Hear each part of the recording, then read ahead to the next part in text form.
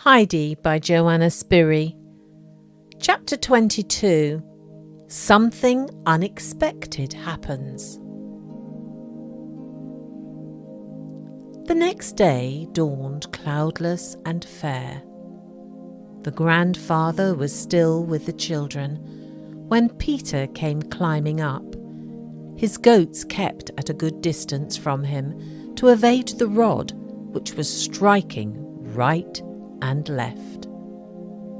The truth was that the boy was terribly embittered and angry by the changes that had come.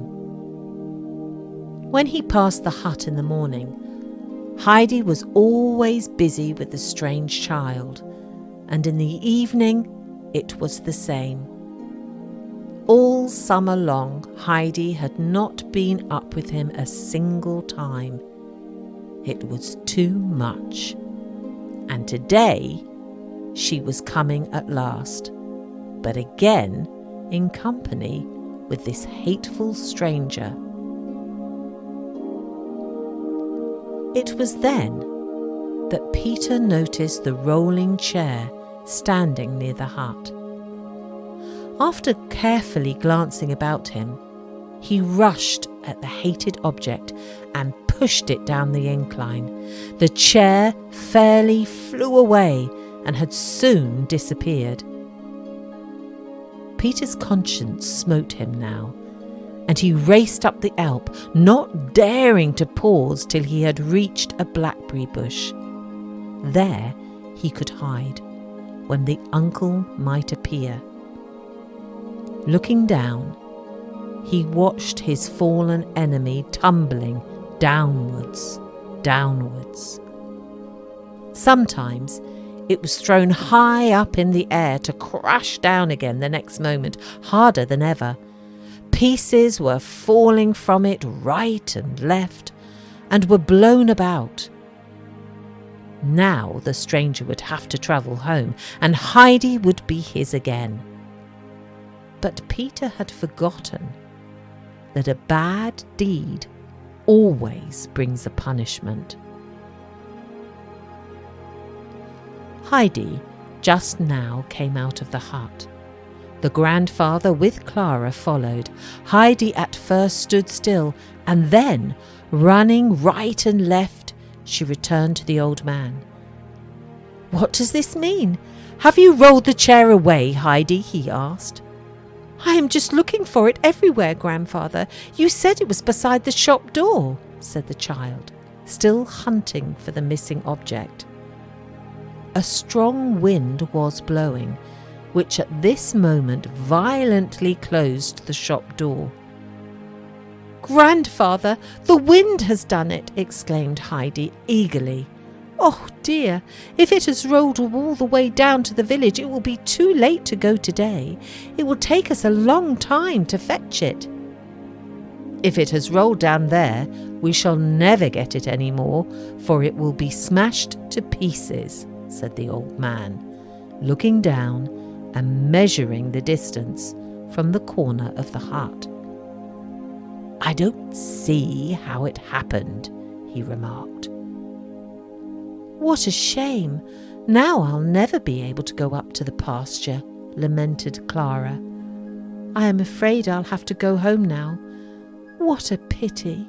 What a pity!" "You can find a way for her to stay, grandfather, can't you?" "We'll go up to the pasture today as we have planned. Then we shall see what further happens."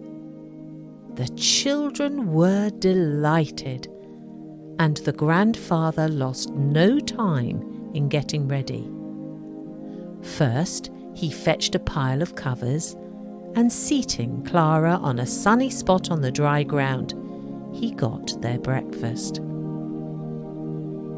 "I wonder why Peter is so late today," he said, leading his goats out of the shed. Then, lifting Clara up on one strong arm, he carried the covers on the other. "Now march," he cried. "The goats can come with us." That suited Heidi, and with one arm around Schwanli and the other round Barley, she wandered up. Her little companions were so pleased at having her with them again that they nearly crushed her with affection. What was their astonishment when, arriving on top, they saw Peter already lying on the ground with his peaceful flock about him. "What did you mean by going by us like that? I'll teach you," called the uncle to him. Peter was frightened, for he knew the voice. "Nobody was up yet," the boy retorted. "Have you seen the chair?" asked the uncle again. "Which?" Peter growled. The uncle said no more. Unfolding the covers, he put Clara down on the dry grass. Then, when he had been assured of Clara's comfort, he got ready to go home. The three were to stay there till his return in the evening. When dinner time had come, Heidi was to prepare the meal and see that Clara got Schwanli's milk. The sky was a deep blue, and the snow on the peaks was glistening. The eagle was floating above the rocky crags. The children felt wonderfully happy. Now and then, one of the goats would come and lie down near them. Tender little Snowhopper came oftener than any and would rub her head against their shoulders. They had been sitting quietly for a few hours, drinking in the beauty about them, when Heidi suddenly began to long for the spot where so many flowers grew. In the evening it would be too late to see them, for they always shut their little eyes by then. "Oh, Clara," she said hesitatingly, "would you be angry if I went away from you a minute and left you alone? I want to see the flowers." But wait! Jumping away, she brought Clara some branches of fragrant herbs and put them in her lap.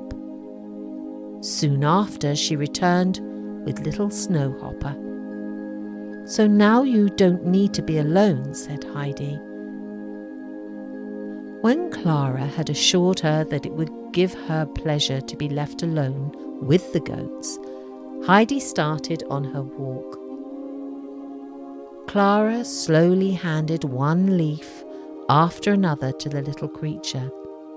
It became more and more confiding, and cuddling close to the child, ate the herbs out of her hand. It was easy to see how happy it was to be away from the boisterous big goats, which often annoyed it. Clara felt a sensation of contentment, such as she had never before experienced. She loved to sit there on the mountainside with the confiding little goat by her. A great desire rose in her heart that hour. She longed to be her own master and be able to help others instead of being helped by them. Many other thoughts and ideas rushed through her mind. How it would be to live up here in continual sunshine. The world seemed so joyous and wonderful all of a sudden. Premonitions of future undreamt of happiness made her heart beat. Suddenly, she threw both arms about the little goat and said, "Oh, little Snowhopper, how beautiful it is up here. If I could always stay with you." Heidi, in the meantime, had reached the spot where, as she had expected, the whole ground was covered with yellow rock roses. Near together in patches, the bluebells were nodding gently in the breeze. But all the perfume that filled the air came from the modest little brown flowers that hid their heads between the golden flower cups. Heidi stood enraptured, drawing in the perfumed air. Suddenly, she turned and ran back to Clara, shouting to her from far, "Oh, you must come, Clara. It is so lovely there. In the evening it won't be so fine anymore. Don't you think I could carry you?" "But Heidi," Clara said, "of course you can't. You are much smaller than I am. Oh, I wish I could walk." Heidi meditated a little. Peter was still lying on the ground. He had been staring down for hours, unable to believe what he saw before him. He had destroyed the chair to get rid of the stranger, and there she was again, sitting right beside his playmate. Heidi now called to him to come down, but as reply he only grumbled, "Shan't come." "But you must come, quickly, for I want you to help me quickly," urged the child. "Don't want to," sounded the reply. Heidi hurried up the mountain now and shouted angrily to the boy, "Peter, if you don't come this minute, I shall do something that you won't like." Those words scared Peter, for his conscience was not clear. His deed had rejoiced him till this moment, when Heidi seemed to talk as if she knew it all. What if the grandfather should hear about it? Trembling with fear, Peter obeyed. "I shall only come if you promise not to do what you said," insisted the boy. No, I won't. Don't be afraid," said Heidi compassionately. "Just come along. It isn't so hard." Peter, on approaching Clara, was told to help raise the lame child from the ground on one side, while Heidi helped on the other. This went easily enough, but difficulties soon followed. Clara was not able to stand alone, and how could they get any further? "You must take me round the neck," said Heidi, who had seen what poor guides they made. The boy, who had never offered his arm to anybody in his life, had to be shown how first, but further efforts could be made. But it was too hard. Clara tried to set her feet forward, but got discouraged. "Press your feet on the ground more, and I'm sure it will hurt you less," suggested Heidi. "Do you think so?" said Clara timidly. But obeying, she ventured a firmer step, and soon another, uttering a little cry as she went. "Oh, it really has hurt me less," she said joyfully. "Try it again," Heidi urged her. Clara did, and took another step, and then another, and another still. Suddenly she cried aloud, "Oh, Heidi, I can do it! Oh, I really can! Just look! I can take steps, one after another." Heidi rapturously exclaimed, "Oh, Clara, can you really? Can you walk? Oh, can you take steps now? Oh, if only grandfather would come. Now you can walk, Clara, now you can walk," she kept on saying joyfully. Clara held on tight to the children, but with every new step she became more firm. "Now you can come up here every day," cried Heidi. "Now we can walk wherever we want to, and you don't have to be pushed in a chair anymore. Now you'll be able to walk all your life. Oh, what a joy!" Clara's greatest wish, to be able to be well like other people, had been fulfilled at last. It was not very far to the flowering field.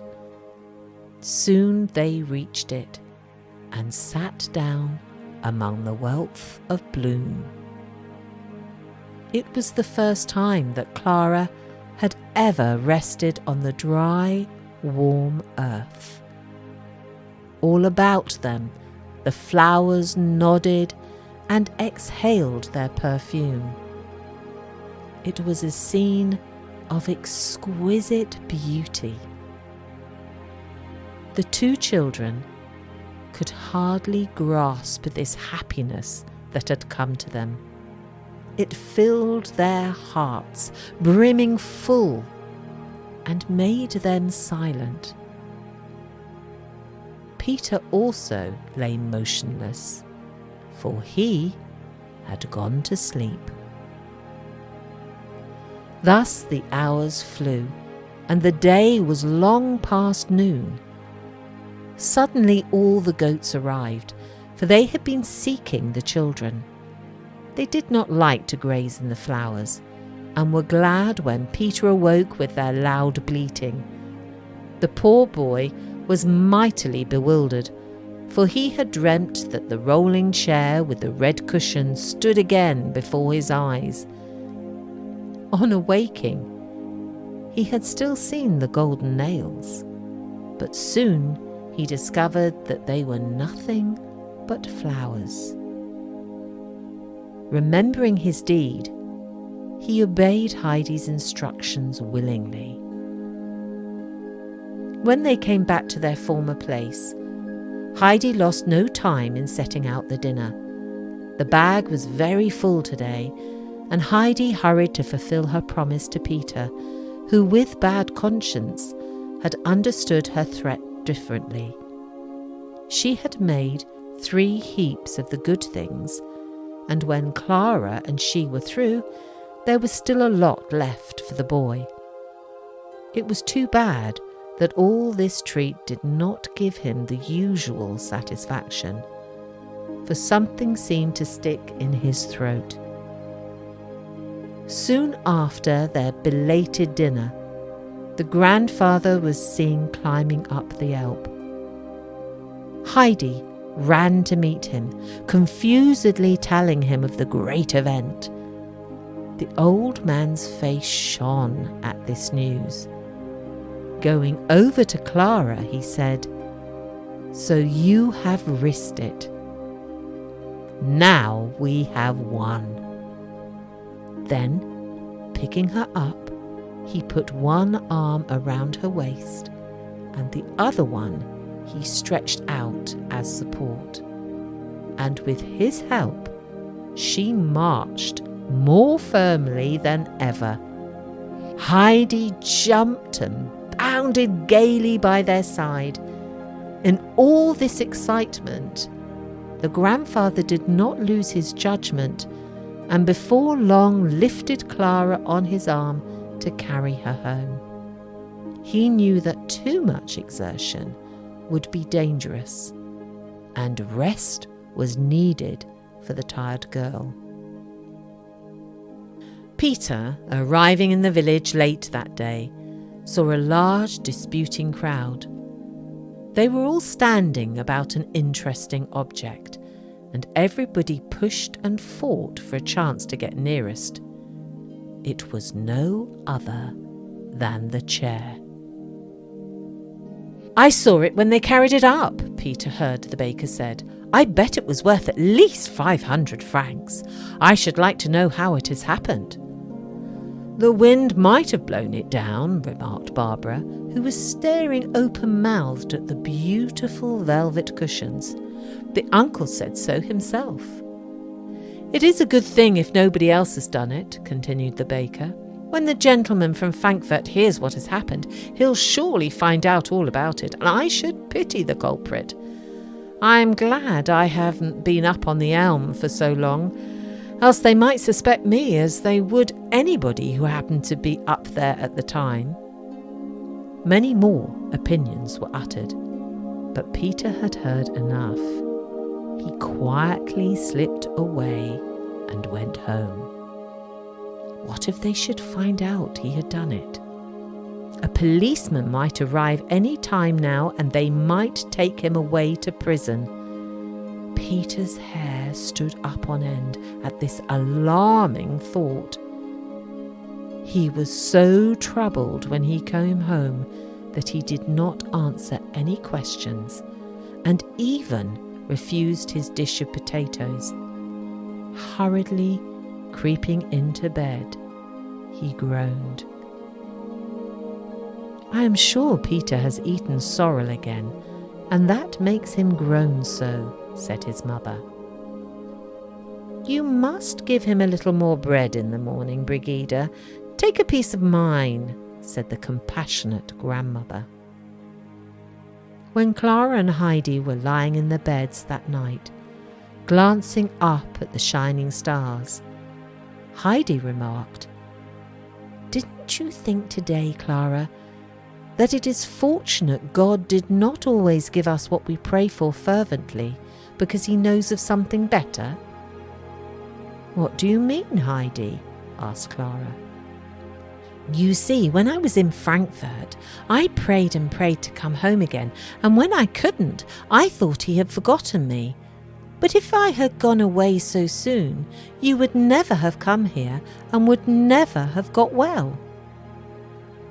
Clara, becoming thoughtful, said, But Heidi, then we could not pray for anything anymore because we would feel that he always knows of something better.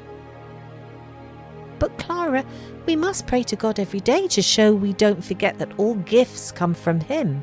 Grandmama has told me that God forgets us if we forget him. But if some wish remains unfilled, we must show our confidence in him, for he knows best. How did you ever think of that? Asked Clara. Grandmama told me, but I know that it is so. We must thank God today that he has made you able to walk, Clara. I am glad that you have reminded me, Heidi, for I have nearly forgotten it in my excitement. The children both prayed and sent their thanks up to heaven for the restoration of the invalid. Next morning, a letter was written to Grandmama, inviting her to come up to the Alp within a week's time, for the children had planned to take her by surprise. Clara hoped then to be able to walk alone, with Heidi for her guide.